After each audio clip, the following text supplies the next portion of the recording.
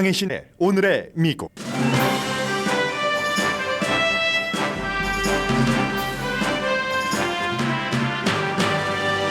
어제 치러진 각 지역 선거에서 민주당은 바이든 대통령의 낮은 지지율과 상관없이 크게 이겼습니다. 트럼프 중심의 마가 그룹에는 악몽일 정도였고, 지난해 치러진 중간 선거 이후 민주당의 행진은 계속되는 듯 보입니다. 오하이오주를 포함한 여러 주에서 낙태 관련 직간접 선거에서 민주당이 승리했습니다. 공화당주인 켄터키에서는 민주당 현 주지사가 공화당 전 대통령과 현 상원 원내대표의 지지를 받은 도전자를 누르고 재선됐습니다. 버지니아주는 상하원이 모두 민주당이 다수당이 돼서 이미 떠오른 공화당의 글렌 용킨 주지사의 브랜드네임을 약화시킬 가능성이 높아졌습니다. 공화당에서 의미 있는 승리는 미시시피의 현 주지사의 재선 정도입니다. 펜실베니아주 필라델피아 시에서는 99명의 남자 시장이 지나가고 처음으로 100번째의 여자 시장이 탄생했습니다. 한인 데이빗 오 후보를 물리치고 당선된 필라델피아 최초의 차기 여자 시장은 온건한 민주당인 셔럴 파커입니다. 보수적인 주에서 레크리에이션용 마리화나 합법화가 통과됐고, 저소득층을 위한 주택 마련안이나 홈리스 피플을 단속하는 안도 진보적인 주에서 통과됐습니다. 블루 스테이트인 캘리포니아 유권자 가운데 바이든 대통령을 지지하지 않는 비율이 처음으로 과반수가 넘었습니다. 레드 스테이트인 격전지 조지아주의 여론조사 결과가 더 중요합니다. 바이든 대 트럼프 지지율이 막상막합니다. 오늘은 공화당 대선 주자들의 세 번째 토론회가 마이애미에서 열립니다. 참석하는 후보는 니키 헤일리 등 5명으로 좁혀졌고, 트럼프 전 대통령은 이번에도 인근에서 토론회 시청률을 낮출 캠페인을 합니다.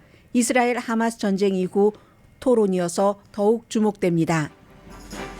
연방 하원이 이스라엘 하마스 전쟁에 대한 발언을 문제 삼아 유일한 팔레스타인계 연방 하원 의원 라시다 틸라이브를 견책하는 결의안을 통과시켰습니다. 한 번 실패하고 재도전한 결의안입니다. 이방카 트럼프가 가족의 사업 사기 민사재판 마지막 증인으로 지금 법정에 출두해 있습니다. 시리뱅크가 온라인 뱅킹을 사용하는 소매업주와 일반 커스터머에게 종이 스테이트먼트를 버리라고 밝혔습니다. 아니면 디지털 접근을 금지한다는 조치입니다. 미국인의 크레딧 카드 밸런스가 늘어나고 있습니다. 여러분 안녕하십니까? 오늘의 미국 강예신입니다. 어젯밤에 이제 전국적으로 굉장히 중요한 선거들이 많이 있었고요. 왜냐하면 미국의 모습을 보여주는 거고, 내년 선거를 예상해 볼 수 있는 게 선거 치르기 전보다 선거 결과가 나온 뒤에 조금 더 뚜렷해졌습니다. 바이든 대통령이 신났습니다. 별로 사실 선거에 한 일이 없거든요. 이긴 사람들을 보면은 바이든 현 대통령과 좀 멀리하려는 노력을 했는데, 그럼에도 불구하고 대통령의 지지율과 상관없이 민주당이 이슈별로 사람별로 아주 큰 승리를 거둬서 민주당에는 뭐 당연히 활기가 조금 있고요. 마가는 패배했습니다. 그래서 바이든 대통령이 유권자는 투표로 말합니다. 여론조사 저희 별로 신경 쓰지 않습니다. 뒤에 뭐 여러 가지 여론조사를 말씀드리겠지만요. 바이든 대통령은 그렇게 얘기를 했습니다. 여론조사보다 직접 선거에서 이기는 걸 우리는 좋아합니다. 이제 내년에 승리합시다라고 얘기를 했거든요. 바이든 대통령이 어제 선거의 중앙에 있지는 않았지만, 어쨌든 뭐 버지니아 주 의회에서도, 버지니아 살고 계신 분들 안녕하세요.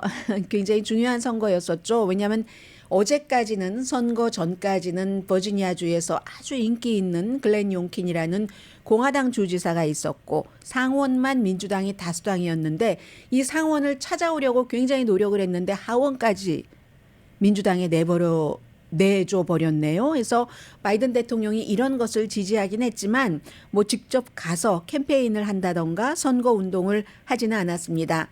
켄터키주에서도 트럼프 전 대통령이나 미치 매코넬 상원 원내대표가 지지한 공화당 후보가 켄터키라는 레드 딥 스테이트에서 민주당 지난번에 1% 차이로 이긴 민주당 현 주지사를 눌러보려고 했는데 큰 표 차이로 이기고 말았네요.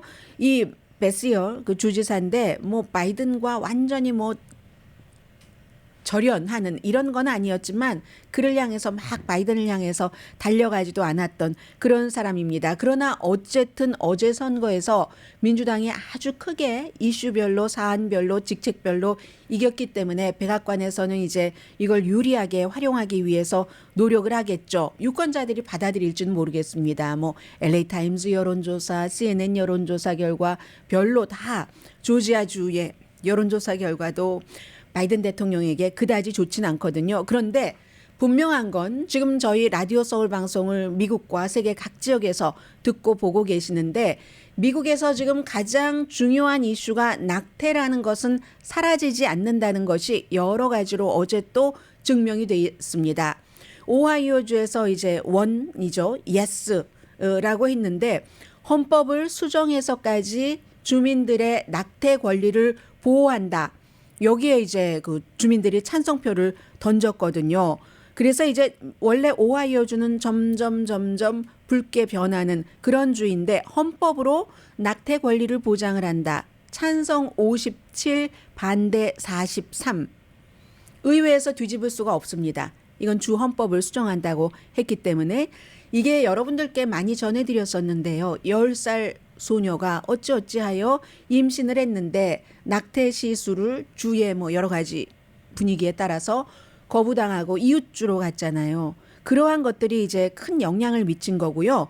그리고 이제 원래 빨갰던 아주 빨갛고 빨갛던 켄터키주에서 현재 민주당의 주지사인 이 사람이 이제 떠오르는 민주당 스타입니다. 아마 2028년도 대선 출마 가능성도 높습니다. 앤디 비시어 전에 검찰총장이었고 켄터키의 전 주지사의 아들이기도 합니다.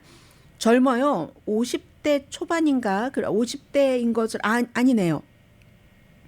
50대도 안 됐습니다. 45살밖에 되지 않았어요. 이 사람이 트럼프 전 대통령이 아주 강하게 지지를 했던 데니엘 카메룬이라는 현 그 검찰총장. 이 사람은 흑인이고 37살 더 젊습니다. 켄터키주가 공화당의 상원 원내대표 미치 매코넬의 놀이터잖아요. 그 본인의 지역구잖아요. 얼마나 이 공화당 후보를 지지했는지 모릅니다. 트럼프 전 대통령과 마찬가지로 도전자를.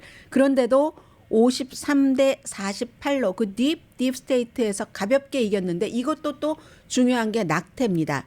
민주당 주지사는 낙태 권리를 보호를 했어요. 그에 비해서 데니엘 카메룬이라는 이 도전자는 아주 강하게 반대를 했거든요. 물론 주지사가 지난번에 당선됐을 땐 초선이고 이번이 재선인데요. 그때 1% 정도 차이로 당선됐는데 그 뒤에 코비드 사태 같은 것을 굉장히 잘 막았고 자연재해도 마찬가지로. 그래서 이제 이 사람이 당선된 건 너무 중요합니다. 켄터키주가 지난번에 선거를 했을 때 낙태에 대해서는 낙태권 보장을 거부한 주거든요. 이번에 오하이오주 주민들과 반대. 그 정도로 오하이오주보다는 현재 켄터키주가 더 사회적으로 보수라는 것을 알 수가 있는데 그런데 이 주지사가 그 낙태 권리를 보호한다 하는 것을 들고 나와서 켄터키주에서 이겼으니까 이건 대단한 거죠. 근데 거기에는 뭐가 있냐면 제가 음성을 조금 들려드릴 텐데요. 그 헤들리 듀발이라는 12살 때 스텝파더에게 강간당했던 그런 소녀가 있습니다. 그런데 이 지금 켄터키주에서도 도전자인 공화당의 검찰총장은 근친상간이고 강간이고 다 상관없다. 어린이고 누구고 전부 이건 그 낙태는 안 된다. 아이를 낳아야지 된다라고 얘기를 했거든요. 그랬더니 이 소녀가 캠페인을 도와줬습니다. 민주당 그 주지사의 I was raped by my stepfather after years of sexual abuse. I was 12.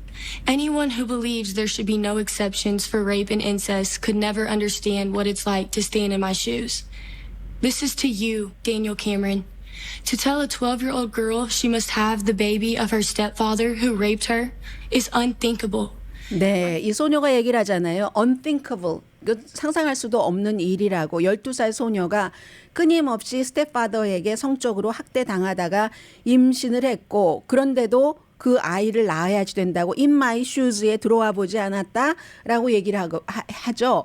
이 소녀의 이런 그 용기 있는 그런 것들 때문에 어제 그 승리 연설을 할 때도 주지사가 굉장히 강조를 했는데 켄터키주라는 딥스테이트에서 민주당의 주지사가 재선되는데도 낙태가 굉장히 중요한 이슈였다 하는 것. 그래서 이제 어제 그 재선된 주지사도 정말 이 그 소녀의 그 하들리 듀발 지금은 이제 12살보다 조금 더 됐죠 나이가 용기에 너무 감사한다 했고 2028년도 민주당의 대선 후보로 어제 선거가 치러진 뒤에 이렇게 그 뚝 떠올라서 이 매사에 마찬가지 같아요. 정치도 마찬가지고 그러기가 쉽지는 않지만 지금 이렇게 주의 이데올로기는 좀 보수고 극우 쪽도 굉장히 많지만 유권자의 이데올로기는 개인 브랜드가 너무 강하면 전체적인 다수의 이데올로기도 이길 수가 있습니다. 그런데 그 개인 브랜드는 뭔가 유권자에게 도움을 주는 것을 많이 했기 때문에 그렇겠죠. 그리고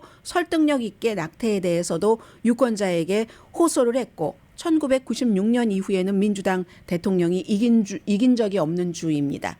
대통령과는 달리. 그래서 이번에도 바이든 대통령을 조금 멀리했고요. 선거 캠페인 할 때도 이제 떠오르는 민주당에 이미 떠오른 스타인 앤디 비셔 켄터키 주지사는 이건 켄터키에 관한 거지 전국적인 게 아니다라고 얘기를 해서 지금 오하이오주와 켄터키에서 오하이오주에서 헌법을 수정해서 낙태 권리를 보장하는 것이나 낙태 권리를 보호하겠다고 캠페인을 가지고 나와서 켄터키주에서 재선이 된 주지사 이 케이스는 낙태권 옹호론자들이 민주당에서 이 승리할 수 있다는 너무 좋은 신호고 2024년에도 이 이슈가 유권자에게 굉장히 어필을 할 수 있구나라는 것을 보여주는 겁니다.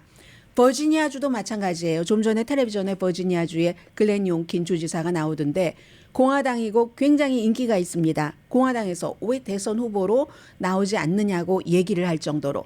그래서 글렌 용킨은 공화당이지만 조금 온건하게 이 낙태 이슈를 의회를 이제 상원을 민주당이 장악하고 있는데 약간의 표 차이로 이제 민주당이 다수당인데 그걸 이번에 공화당으로 바꿔서 낙태를 15주일 이후에는 안 되게 하려는 것이 주지사의 목표였습니다. 그런데 이게 웬걸요?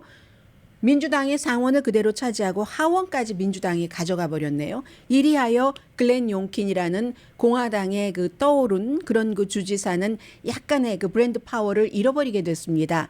당연히 이제 민주당이 상하이에서 다 다수당이기 때문에 글렌 용킨이 갖고 있는 낙태뿐만이 아니라 다른 여러 가지 아젠다를 죽일 수도 있고 미적지근하게 할 수도 있고 하는 이제 그런 일이고요. 그러나 여전히 주지사로서는 글렌 용킨이 굉장히 인기가 있습니다. 그리고 이 버지니아주에서도 최초로 공개적으로 성전환을 한 주의 상원 의원도 나왔고요. 페어팩스 카운티 또 그 밖에도 어제 뉴저지주에서도 편안한 그 민주당 다수당을 지키게 됐습니다. 공화당 후보가 편안한 그런 지역에서도 공화당 후보가 떨어졌거든요. 어제 뉴저지의 선거에서도 그리고 역시 뉴저지도 버지니아와 마찬가지로 최초로 공개적인 성소수자 여성 주하원 의원이 나왔습니다. 아무튼 뉴저지와 뉴욕이 최근에 범죄율 홈리스 이런 것 때문에 상당히 공화당 쪽으로 돌아가는 것 같은 그런 느낌이 있었는데도 불구하고 어제 다시 한번 이 선거를 치러보니까 이 같은 결과가 나왔다 하는 거고요. 또 중요한 것은 2024년도 대선과 연결해서 펜실베니아주의 주구 대법원 판사 선거가 있었는데 한 사람은 공개적으로 낙태에 반대하는 이것도 또 낙태입니다. 그리고 또 한 사람은 민주당의 데니엘 맥카플리라고 수피리어 법원의 판사인데 이 사람은 좀 온건하죠. 이 데니엘 맥카플리의 승리였습니다. 그러면 지금 펜실베니아주의 주의 대법원이 5대 2거든요. 진보 5, 보수 2.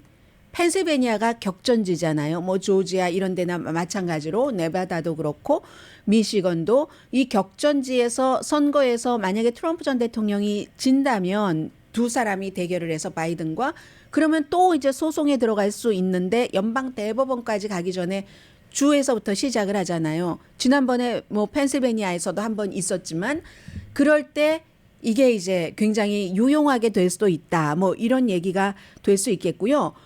제가 여태까지 민주당이 이긴 것을 말씀을 드렸는데 완벽하진 않았습니다. 미시시피주에서 테드 리브스라는 뭐 7,700만 달러 웰페어 뭐 기금, 연방 기금을 아주 부자 본인 지지하는 사람이 뭐 가져가도록 이렇게 했다는 스캔들, 본인은 부정합니다만은 그런 스캔들이 있는 공화당 주지사를 민주당인 브랜든 프레슬리라는 이 엘비스 프레슬리 가문의 사람, 이 사람이 도전을 했는데 지고 현 그 스캔들이 있는 공화당 주지사가 재선됐다는 거, 이 정도. 그리고 뉴욕에서도 공화당이 뭐 스포크 카운티의 행정관으로 처음으로 그쪽 지역에서 20년 만에 공화당이 행정관이 된 거나 뉴햄프셔에서 뭐 시장도 공화당이 나온 것이나 이런 것은 있지만 전국적으로 보면은 지난번에 중간 선거에 이어서 특별 선거에서도 민주당이 강세를 지금 보이고 있습니다.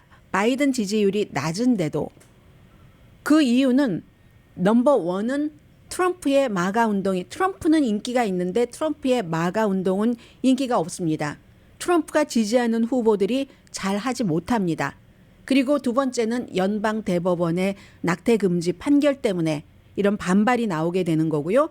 또 하나는 항상 약점이 장점으로 바뀔 수 있는 거잖아요. 민주당도 지금 트럼프 전 대통령이 들어오면서 그 들어오기 직전부터 블루칼러 이런 사람들이 민주당 기반이었던 사람들이 트럼프 쪽으로 공화당 쪽으로 많이 빠져나갔잖아요. 그런데 대신에 대학을 졸업한 사람, 뭐 전에도 민주당 지지가 많았지만 부자, 전문직에 종사하는 사람들, 이런 사람들이 민주당으로 많이 또 갔거든요. 많이 가면서 이게 이제 대통령 선거가 있는 해가 아니기 때문에 투표율이 낮잖아요. 그런데 투표율이 낮은 선거에서는 교육 많이 받고 부자 이런 사람들이 투표율이 높거든요. 어제 선거에도 그 같은 그 민주당이 조금 혜택을 본 부분이 있습니다. 그리고 제일 중요한 건 그 이슈와 사람 아니겠어요? 그 이슈나 사람이 바이든 대통령보다 인기가 높았다 하는 그런 얘기가 됩니다.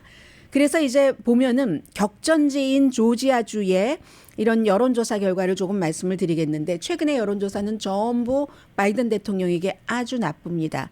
위험하다고 생각될 정도로 어제도 그제는 그 오바마 전 대통령의 측근이었던 뭐 전략가이기도 했던 데이비드 엑셀로드가 뭐 바이든 대통령 후보 사퇴해야지 된다 뭐 이렇게 얘기를 하더니 어제는 전에 하원 의원이었던 사람이 역시 바이든 대통령 잘한 것도 많지만 나가야지 된다 이런 얘기를 했어요. 이게 이제 뉴욕타임즈와 시에나 칼리지의 여론조사 결과 격전지 6군데 가운데 5군데에서 현재 트럼프 전 대통령이 바이든 대통령을 이기기 때문에 지금 오늘 선거가 치러지면 트럼프가 대통령이다. 바이든이 아니라 이 얘기가 나왔죠. 그 뒤에 CNN 방송의 여론조사 결과도 마찬가지였습니다.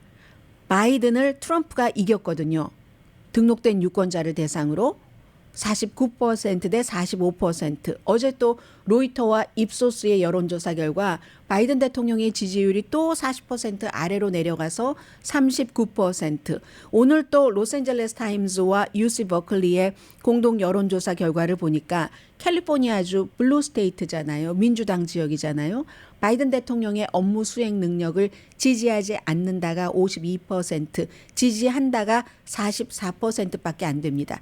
지지하지 않는다는 5월 달에 비해서 6포인트가 올라갔고요. 지지율은 4포인트가 하락했습니다. 이유는 민주당 사이에서의 하락률이 높답니다. 무당파도 약간 좀 줄어들긴 했지만 공화당은 뭐 거의 캘리포니아주의 공화당은 더합니다. 더 바이든에 대해서 반대, 거의 반대라고 보시면 돼요. 90 몇몇 %. 그런데 민주당에서 이게 바이든 대통령에 대한 지지율이 많이 내려갔다는 거거든요.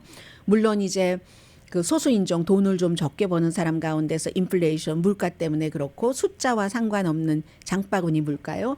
그리고 또 이스라엘 하마스 전쟁이 터졌잖아요. 여기에 대해서 이스라엘에 대한 너무나 편파적인 그 지지다 이런 것들 때문에. 근데 그렇다고 해서 이 캘리포니아주의 유권자들이 바이든 지지율이 민주당이 떨어졌다고 해서 트럼프에게 투표할까요? 절대 그렇지 않습니다. 그렇지 않다고 저는 엊그제 벌써 말씀을 드렸고 오늘 LA 타임스도 그렇게 해석을 했습니다. 중요한 것은 조지아주의 유권자잖아요. 조지아주에서도 막상막하라고 말씀은 드렸는데 정확하게는 트럼프 전 대통령에 대한 지지율이 45%, 바이든에 대한 지지율 44%, 1%포인트 오차범위 안에서 트럼프가 앞서갑니다. 조지아주가 워낙에 흑인 유권자가 많기 때문에 78% 바이든 지지, 12% 트럼프 지지. 중요한 건 무당파입니다. 무당파의 5분의 1이 모르겠어, 잘 모르겠어. 30%만이 바이든에게 투표를 하겠어 라고 얘기를 했습니다. 조지아주가 2020년도에 작은 차이로 뭐 만 몇천 표 차이로 바이든이 이겨서 지금 재판까지 하고 있잖아요. 그 결과에 대해서 트럼프 전 대통령이 뒤집으려고 영향을 미쳤다고. 그래서 이제 조지아주가 지금 굉장히 중요한 거고요. 조지아주는요, 오바마도 못 이긴 주예요. 조지아주는 빌 클린턴 이후에 민주당을 찍은 적이 없기 때문에 피치 스테이트, 이 방송 듣고 계시는 분들 많으시죠? 10월 26일부터 11월 3일까지니까 이제 그 이스라엘 하마스 전쟁 시작되고 나서까지 한 여론조사 결과로 오차 범위는 3.1%포인트. 이런 결과가 나와도 바이든 대통령은 자, 선거를 보십시오. 여론이 아니라 선거가 말합니다 하면서 어제 그 선거 결과로 미국의 분위기 대강 여러분들 느끼시겠고요. 중요한 생활적인 거, 뭐 마리화나가 어떻게 됐는가, 뭐가 어떻게 됐는가 이런 부분들은 한인 후보도 나왔던 곳이 있고요. 그건 이제 뒷부분에 제가 여러분들께 전해드리겠고요. 아무튼 민주당은 좀 탄력을 받았습니다.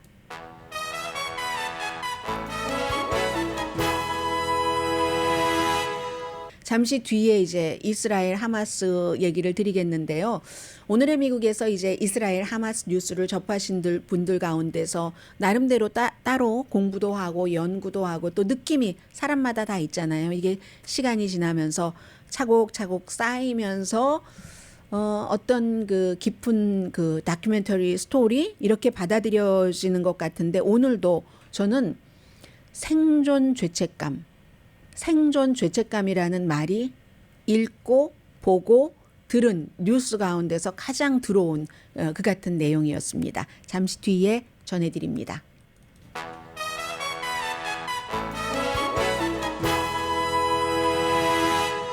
라디오 서울 방송 오늘의 미국 듣고 계십니다. 이스라엘군이 이제 가자 중심부까지 들어가 있다. 이제 이스라엘의 얘기고요. 하마스 다 잡고 나서도 오랜 동안 우리가 가자 지구에 머문다. 이렇게 얘기를 했더니 백악관이 딱 경고했네요. 그래서는 안 된다. 그런데 하나마나 한 말, 그리고 이스라엘이나 백악관이나 다 마찬가지로 하나마나 한 말입니다. 이스라엘 그렇게 오래 있고 싶어 하지도 않고요. 그렇다면은 누군가가 그럼 거기에 있을 것인가? 아무도 있기를 원치 않습니다. 그러니까 포스트 월 전쟁 이후에 계획도 없이 들어간 거예요. 미국이 아프가니스탄이나 이라크에 들어갈 때보다도 더 보통 이제 많은 사람들이 뭐 군사적으로 강한 것을 갖고 있고 파워와 무기 이런 사람은 쓰고 싶고 전쟁을 하고 싶어 하는 게 사실입니다. 그런데 그 수준을 넘어서 대단한 그 군사 전문가라든가 특히 그 전쟁의 참상을 아는 실제의 군인 중에 군인은 전쟁을 피하고 싶어 합니다. 전쟁은 좋은 옵션이 아니기 때문에 제일 좋은 옵션은 전쟁을 안 하는 것. 그리고 두 번째 옵션은 만약에 마지 못해서 전쟁을 하게 될 때는 전쟁 이후의 플랜을 다 가지고 해야지 된다는 게 최고수들의 마스터 오브 마스터 군 관계자들의 생각입니다. 이스라엘은 지금 그런 것이 하나도 없이 들어가서 뭐 오래 있겠다고 말하거나 오래 있지 않을 것이나 백악관이 그걸 경고를 하거나 말거나 있으나 마나 한 그런 얘기고요.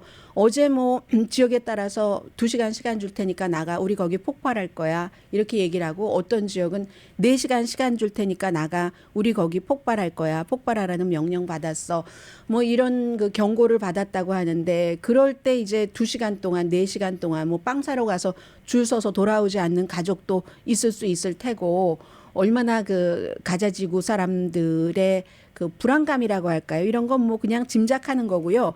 G7 외무장관들이 미국을 포함해서 미국 국무장관을 포함해서 인도주의적인 이런 건 좀 해야지 된다라고 얘기를 했고 사우디아라비아 G7 아니니까요.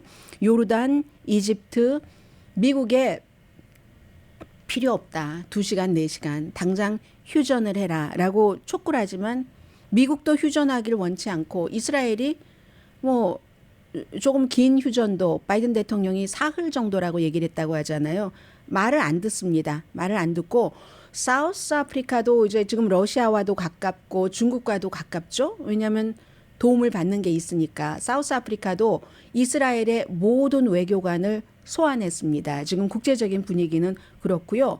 국내적인 분위기는 며칠 전에 실패했었던 팔레스타인계 연방하원 의원 견책안이 어제 통과가 됐습니다. 과반수이기 때문에 제명이 아니라서 234대 188 민주당 의원 22명이 민주당 의원인데 라시다 틸라이브 미시건 아주 아랍계가 많이 사는 그 지역입니다. 유일한 팔레스타인계 연방하원 의원을 벌 줘야지 된다 하고 찬성표를 던졌습니다. 민주당 의원들은 거의 뭐 스윙 스테이트 에서 좀 온건한 민주당이라든가 아니면 주이시가 많이 살고 있는 유권자가 그런 지역이죠. 대표적인 사람이 데비 왓서먼 그 슐츠 전에 뭐 민주당 뭐 전국 의장도 했고 아마 여러분들 귀여우니까 그렇게 말씀드려도 되죠. 오바마 시절에도 그랬고 하는 곱슬머리 그 귀여운 사람 생각나죠. 지금 플로리다주의 연방 하원 의원인데 주이시잖아요.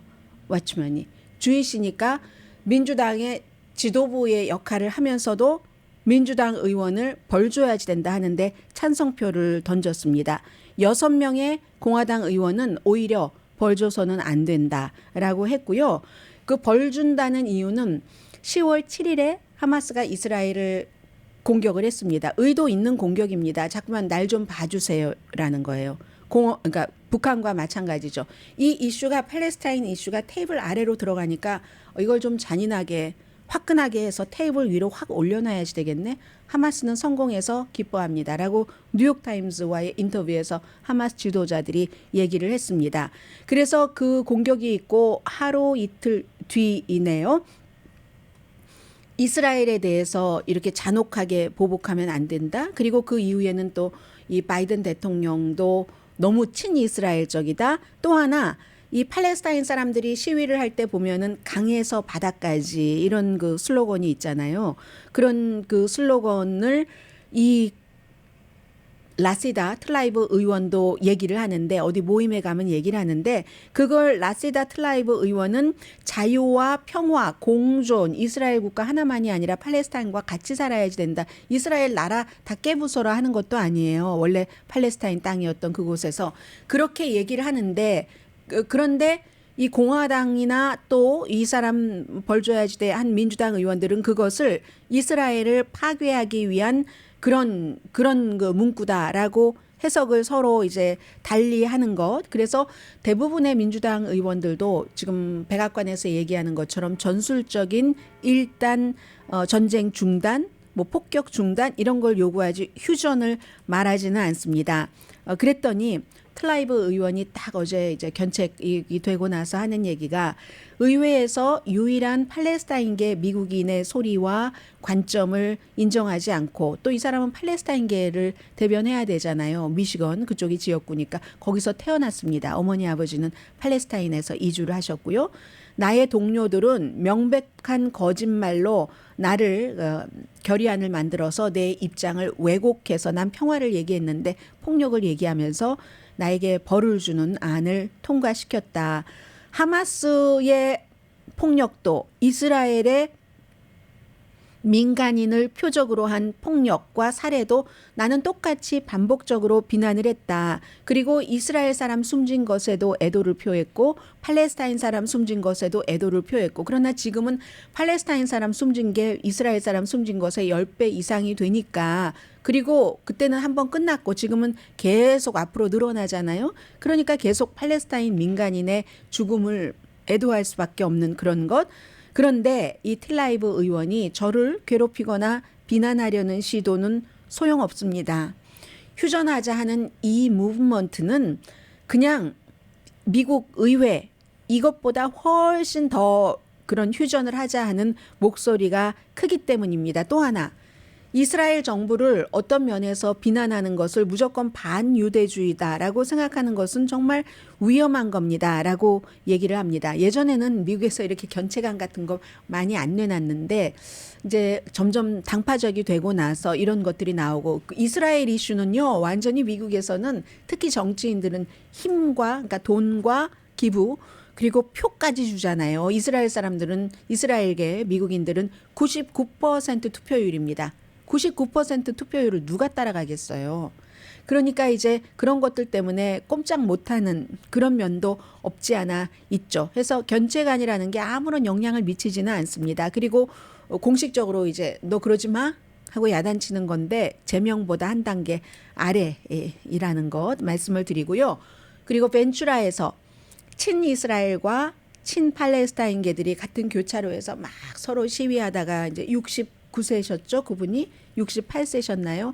결국은 이제 말다툼하고 몸다툼 좀 하다가 넘어져서 병원에서 그 다음날 숨졌는데 어제와 조금 다르게 들리네요. 어제 같은 경우는 이거는 살인이다. 무슨 뭐 이를테면 친팔레스타인계 시위대가 살해를 한 거야. 비슷한 뉘앙스로 갔었는데 조사 중이지만 살인이나 증오 범죄로 형사 기소할지 여부는 결정하지 않았다. 벤츄라 카운티의 셰리프 짐 프라이호프 캐슬러 씨가 뉴욕타임스와 인터뷰는 그렇게 했습니다. 그리고 목격자들이요. 이분 숨진 분이 어떻게 그 쓰러졌는가 정말 그 메가폰으로 맞았는가 메가폰으로 맞았다고 그게 죽음의 직접적인 원인인가 여기에 대해서 이제 본 사람들이 다 다르고 한 7, 80명 있었다고 하는 것 같은데 목격자마다 증언이 다릅니다. 근데 첫날은 대체적으로 언론에서도 친이스라엘계 목격자들의 말을 거의 실어줬거든요. 해서 지금 셰리프는 공격자 서로 마지막에 그 말다툼하고 한 사람은 지금 누군지 파악이 됐답니다. 그래서 서로 반대되는 진술을 하고 있기 때문에 이게 어떻게 될지 모르겠는데요. 생존적인 죄책감. 아침에 출근을 하는데 제가 출근할 때는 캄캄하잖아요. 캄캄한데 어떤 여성분이 인터뷰를 합니다. 처음에는 그냥 침착한 음성이었어요. 이미 미국의 동부 미시건인가요? 어느 주의 집에 왔습니다. 가자지구에서 오랜 동안 나오지 못하고 있다가 이집트를 통해서 온 거죠.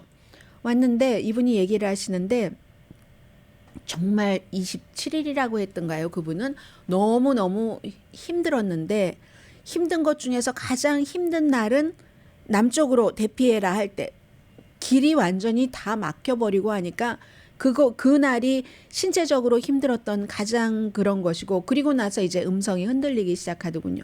또 남편도 마찬가지고 우리와 우리 아이들은 이제 이렇게 미국 시민이니까 이렇게 안전하게 있고 집에 돌아와서 샤워도 하고 하는데 팔레스타인을 방문한 외국인들은 거의 그 가자지구를 방문한 외국인들은 거의 친인척이 있다던가 하는 그 아주 그런 이유가 없으면 이스라엘이 벽을 쳐놓고 감옥처럼 만들어 놓은 곳을 왜 가겠습니까? 그래서 결국은 생이별을 한 거잖아요.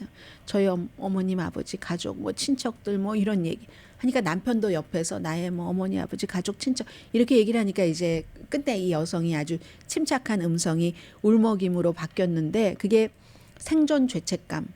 살아야 되기 때문에 미국 시민이니까 올 수밖에 없었지만 그 생지옥에 사랑하는 모든 가족들을 남겨두고 우리만 쏙 빠져나왔기 때문에 우리는 생존 죄책감을 너무 심하게 느낍니다. 라고 NPR 방송과 인터뷰를 했습니다.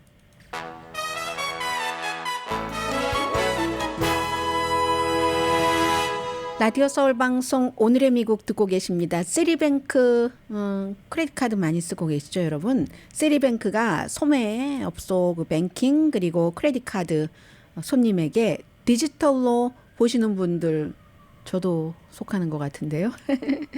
그런 분들은 이제 앞으로 그 종이로 스테이트먼트 받는 것을 안 받는다고 이걸 이제 하셔야지 된답니다. 그렇지 않으면 디지털을 볼 수 없게 한다는 거예요. 몇 년 동안 이제 계속 뭐 경고는 줬죠. 늘 그렇잖아요. 이거 뭐 종이 스테이트먼트 안 받으시겠습니까? 하는 거 프론트 페이지에 뜨죠. 뭐 세리뱅크뿐만이 아니라 그러나 또 그 커스터머로서는 두 가지가 있는 게 안전하다고 생각을 하기 때문에 이 온라인은 나에게 찾아오는 게 아니라 내가 찾아가서 확인해야지 되는데 바쁘면 잊어버릴 수도 있고 하니까. 그런데 이제 앞으로는 온라인을 하는 사람은 온라인 뱅킹을 하는 사람은 종이로는 받으면 안 된다. 그리고 언제든지 바꿀 수는 있답니다. 뭐 종이로 나는 하고 싶다 하면 바꿀 수는 있는데 그런데 이제 디지털을 사용하기 위해선 그걸 반드시 이제 종이는 중단을 하셔야지 된답니다. 그다지 많지 않다고 하는데요. 한 자리 숫자밖에 안 된대요. 시리뱅크 크레딧 카드라서 그러지 않을까요? 아니면 그 일반 은행 같은 경우는 온라인 뱅킹 하시는 분들 무척 많으실 텐데요. 그리고 디지털로만 하더라도 중요한 때는 보내준답니다. 메일을. 어떤 때냐면 돈을 내야지 되는데 크레딧 카드 돈을 내는 기한이 지났거나 또 모르고 신용 그 한도를 초과할 수도 있잖아요. 그런 때는 종이로 보여주고 만약에 시리뱅크 이제 시작하시는 분들 신규 커스터머는 자동으로 종이 없는 그 스테이트먼트 이게 이제 뭐 예를 들어 벤모 종이 스테이트먼트 오는데요. 벤모 말고 이제 다른 종이 스테이트먼트 안 오는 그런 경우도 있잖아요. 이제 추세이기 때문에 올 것이 오고야 말았다라고 생각하시는 정도가 맞을 것 같습니다. 당연히 뭐 공간도 절약하고 비용도 절감이 되고 하기 때문에 이런 걸 권하는 거고 그렇게 해서 비용이 절감되면 디지털 서비스를 더 쉽게 한다. 거기에 투자하겠다는데 제가 이제 한국은행도 써보고 미국은행도 써보는데 글쎄요 그 미국은행이 훨씬 그 온라인을 쉽고 아주 그 편리하게 한다는 거. 이게 앞으로 온라인이 대세기 때문에 어쩔 수 없는 것 같아요. 그것 때문에 미국은행을 주로 쓰시는 분들도 많이 계시거든요. 주말 걸리면 한국은행은 주말은 그 절대로 온라인에 뭐 업데이트 안 되고 뭐 이러는 것 있잖아요. 그리고 뭔가 누가 설계를 했는지 모르지만 굉장히 뭐 복잡해서 멋있어 보이는 게 아니라 조금 비합리적이다. maybe 그게 한국에서는 맞을지 모르지만 한국에 전문가가 있다면. 근데 미국에서는 미국식의 그게 있잖아요. 그래서 제가 이제 휴대폰도 써보면은 미국에선 역시 그 미국 사람들이 만든 휴대폰이 좀 적합하다 이런 느낌을 갖게 되는데 앞으로 이제 뭐 크레딧 카드가 됐건 뱅크가 됐건 종이보다는 온라인 쪽으로 간다는 이 무게를 두고 말씀을 드렸고요. 그리고 크레딧 카드 밸런스가 지금 늘어나고 있답니다. 세이빙 한돈 이제 거의 써가고 있다 하는 것이 증명이 되는 건데요. 연방준비제도가 어제 뭐 가정의 빚, 뭐 크레딧 분기 보고서를 발표를 했는데 크레딧 카드 뭐 3분기에 1조 800억 달러 사람들이 빚이 그 정도가 돼 있어서 뭐 최근 기록 가운데서 가장 최고라고 하고요. 지난 전분기보다 480억 달러가 늘어났고 숫자가 감이 잘 안 오네요. 지난해 같은 기간보다 1,540억 달러가 증가했답니다. 이건 점점 이제 사람들이 세이빙이 있던 돈 쓰고 그 뒤에 이제 크레딧 카드를 쓴다는 거고 빚도 늘어나고 또 이제 채무 불이행 같은 것도 이제 늘어나게 되는 거죠. 어느 정도냐면 2011년 이후에 최고 수준까지 늘어났다는 것 전해드립니다. 이방카 트럼프가 오늘 오빠들과 그리고 아버지의 뉴욕의 사업 민사 사기 사건에 대해서 증인으로 나왔는데 6월 달에 원래는 이방카 트럼프도 피고가 돼 있다가 이렇게 해보니까 피고는 아니야 해서 지금은 이제 피고에서는 빠졌는데 굉장히 다르더군요. 아버지와 그 아들들은 굉장히 저돌적이었고 그리고 뭐 그랬는데 이방카는 너무 차분했다고 할까요? 차분한 게 도가 지나쳐서 그 아서 앵고롬 판사가 잘 들리지 않는데요. 마이크 좀 가까이 써주세요. 마이크 좀 가까이 써주세요. 여러 번 얘기했는데도 그 방 안에 법정 안에 있는 사람도 안 들릴 정도였다고 하거든요. BBC 방송에 그 기자가 리포트를 하는 것을 보니까 그건 일부러 그런 거겠죠. 이방카가 얼마나 자기 홍보나 이런 데는 아버지를 능가하는 대가라고 부릅니다. 사람들이. 그런데 마이크 쓰는 법을 모르겠습니까? 어쨌든 여러 가지를 연출한 거고 그리고 자주 그러는데 늘 아버지와 비슷하죠. 지각했다고 하더군요. 늦게 왔다고 하더군요. 그래서 이제 뭐 증인 출석 시간도 조금 늦었는데 그런 것. 그런데 굉장히 오빠나 아버지와는 달리 기억이 잘 안 나는데요. 저는 재무제표에는 뭐 관여를 하지 않아서 잘 모르겠습니다. 기억나지 않습니다. 뭐 이렇게 답변을 했다는 겁니다. 아직까지 무슨 뭐 아버지나 오빠들에게 뭐 해가 되는 답변을 했다는 거는 안 나오고 안 나와 보려고 뭐 연기해 보려고 너무 애를 많이 썼죠. 예를 들어서 아이들이 학교 가는 기간인데 엄마가 뉴욕까지 가서 뭐 이러는 게 막 이렇게 얘기한테 뭐 킴 카다시안 생일 파티하는 가던데요. 뭐 아무튼 이리하여 오늘로써 이제 끝날 겁니다. 그리고 이방카는 아버지가 대통령 되기 전과 대통령이 되고 대통령 당시, 대통령 후 생활이 많이 달라졌잖아요. 대통령 자리에서 아버지가 물러나고 나서는 좀 거리를 두는 그런 생활.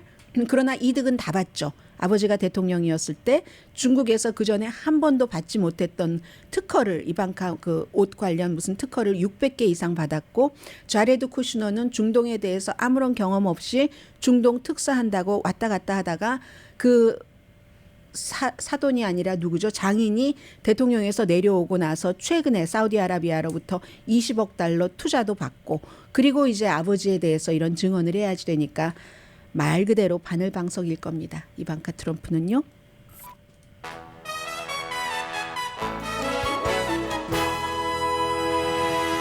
라디오 서울 방송 오늘의 미국 듣고 계십니다. 네, 데이빗 오라고 필라델피아에서 최초의 에이시안 아메리칸 시의원이 되셨던 분 계시잖아요. 공화당이고 그분이 이번에 시장 선거에 나갔는데 졌습니다. 온건한 민주당 셔럴 파커가 필라델피아 시 역사상 99번 시장이 남자였고 100번째 여자 그것도 아프리칸 아메리칸이거든요. 11살 때 미혼모 엄마에게서 태어나서 할머니에게서 자랐고 무슨 그런데 10대 때부터 인턴을 하다가 이렇게 해서 시의원 됐다는 그런 얘기고요.